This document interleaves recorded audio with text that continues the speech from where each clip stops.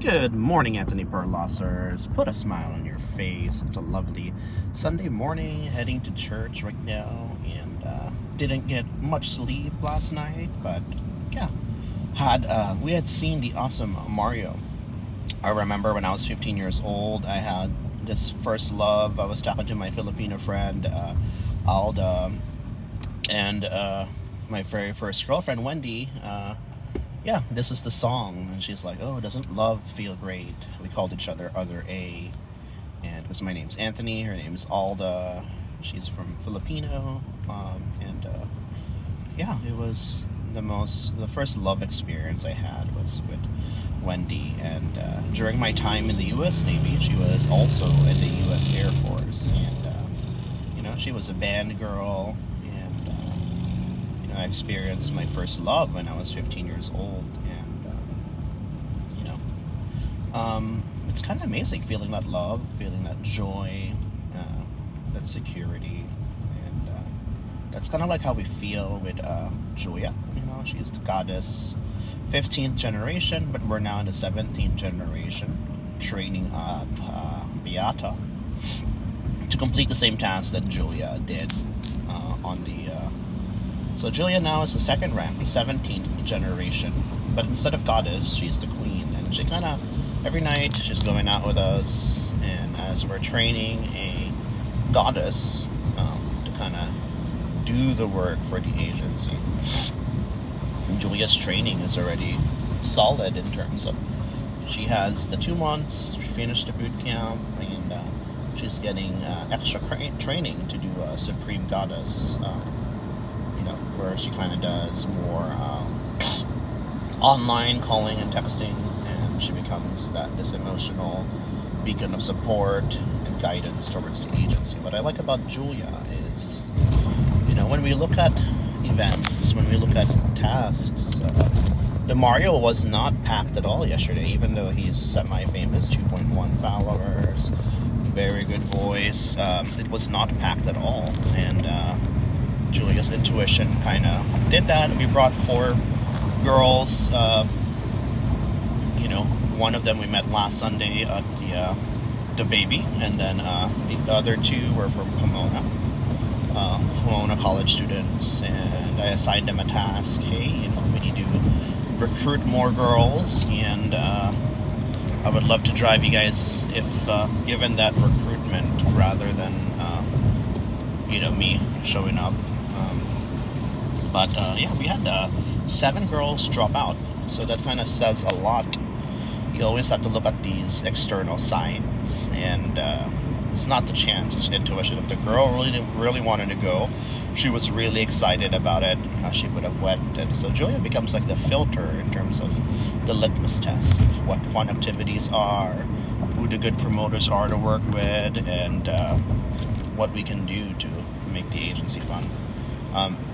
I was telling Julia to focus, even though our culture at OTA is really good, we're focusing less on the culture, but more towards the rotation.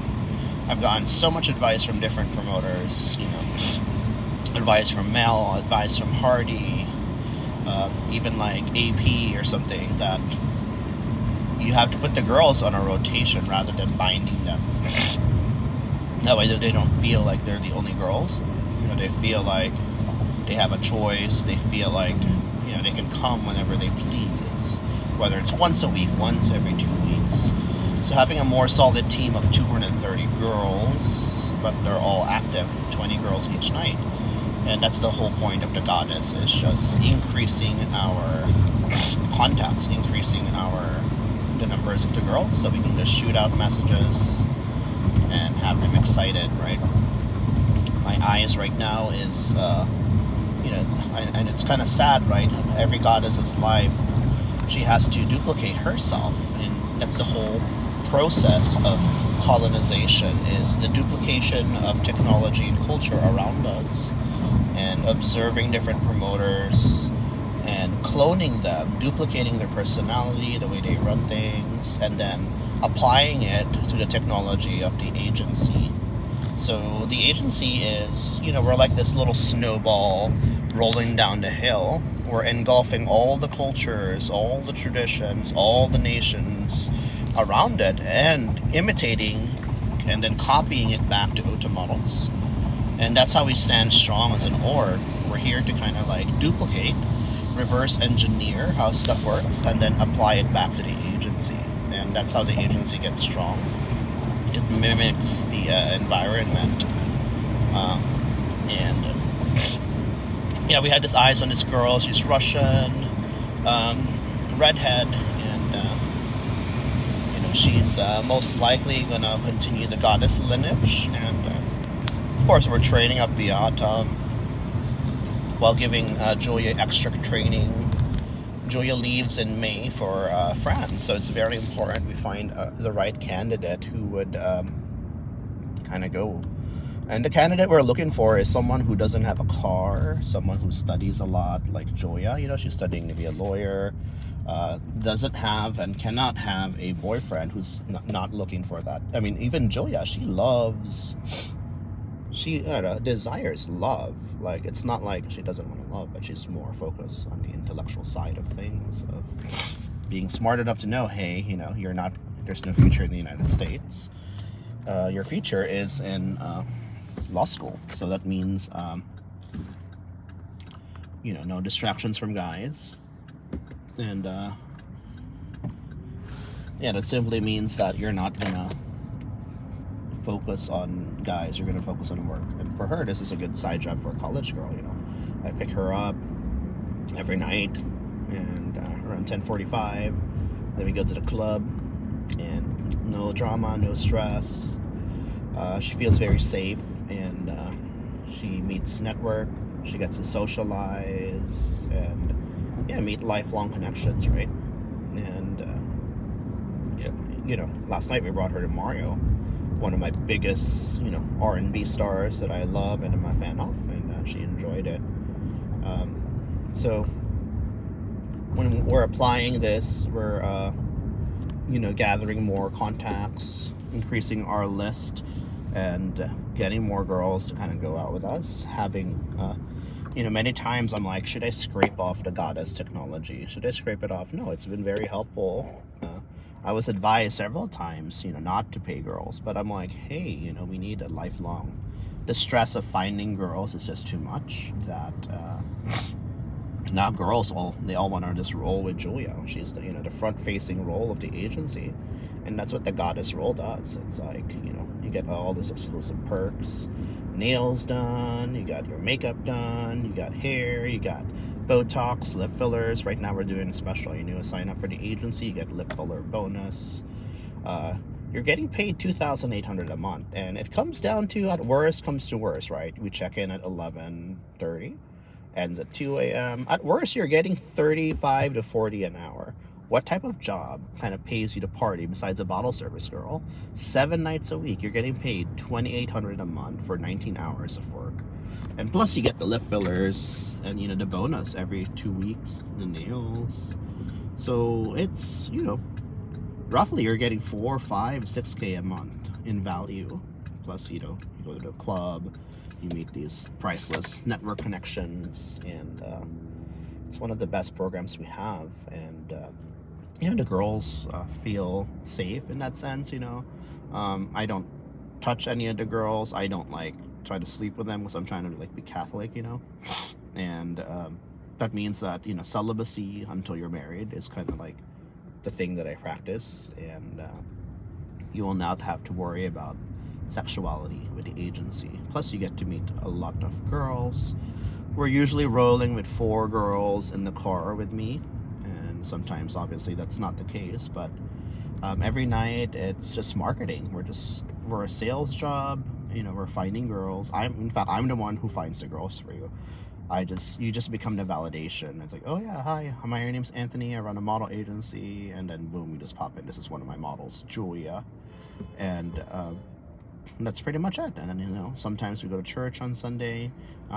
Today I cut Julia from church so she can rest, and I legit actually love going to church too. And we just have Julia later on at Keys. So that's pretty much the culture. You just come, roll with me 7 nights a week. You become the go-to girl, and we recruit other girls, we recruit rich guys, we build the brand identity. We do need supermodel quality, and it is a 2-month boot camp. And when you're released, now Julia has the skills necessary. So whenever she goes back to France, she can always create the agency and make way for us over there. And we can kind of coach her to kind of run things. And each time and moment with her becomes kind of divided into a generation. So we can kind of refer back. Remember, Julia, when we were in generation 15, when you were the goddess, when you were at this nightclub. So we're able to kind of divide a time period into generations, and we're able to kind of filter the story. It becomes the training routines, the instances of memory. It becomes training routines, and we're able to kind of apply that technology into the heart of the agency. And the agencies, like I said, it's starting off as an agency, but the goal is to be a nation, to global dominance. We could kind of infiltrate any city and then expand, starting with one. We just need one girl. You rotate that one girl with 5 brides, right? And then within that 5 brides, you recruit the 20, making a 25 strong coven and defending, Jesus Christ in that sense. And it's been a strong technology for us. And the only reason I'm cutting off the goddess technology is kind of like, it's like the training wheels. Like, do we need the training wheels? No. I've gotten more productivity not having a goddess, right? At the same time, it's essential to the brand, to market the brand, and her, undying loyalty. It's kind of like you have to do a security clearance. Are they doing drugs? Are they doing illegal activities? Are they kind of prone to brainwashing in terms of, we don't want girls who are naive and gullible, because then it's like she's able to kind of take any opportunity but not caring about the money. So, Julia comes from a wealthy family, so she's not really struggling for money, but she needs the money, right? But she's not desperate. But I've seen girls who are struggling for money but then not loyal to their commitments too. So it becomes the 2 deciding factors. But yeah, so I'm here at the church now. We'll touch base in a bit, and I hope you guys have a wonderful day. Namaste. Or I can't even say namaste because it's not church-like, but yeah, you get what I'm saying.